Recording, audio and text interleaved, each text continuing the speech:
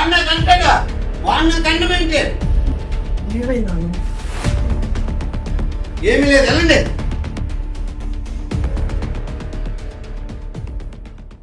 నలుగురికి డబ్బులు ఇచ్చి కొట్టించగలనరా, కానీ 4 రోజుల్లో మందులోడితో తగ్గిపోతుంది.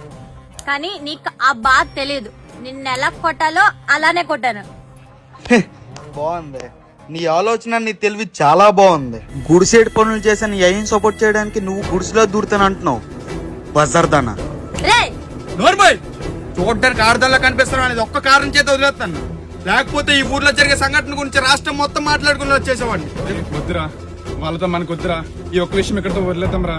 చీచి వదిలేకపోతే ఇలాంటి దాంతోనా? దీన్ని ముట్టడమే కాదు, దీని ముఖం కూడా చూడను. దీన్ని చూడగానే కలవ పువ్వులా ఉందని మురిసిపోయాను. కానీ తర్వాత తెలిసింది ఇది బురద నుంచి పుట్టిందని.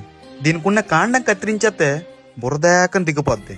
చేతకాని వాళ్ళుంటే ఏమైనా చేస్తావులే గాని అన్ని మూసుకొని జాగ్రత్తగా ఉండు, లేకపోతే ఊర్లో ఏమైనా జరగచ్చు. బాగుంది. ప్రెసిడెంట్ అని పేరుతో మీ బాబు, ప్రేమ అనే పేరుతో నువ్వు చేసే రాజకీయం చాలా బాగుంది.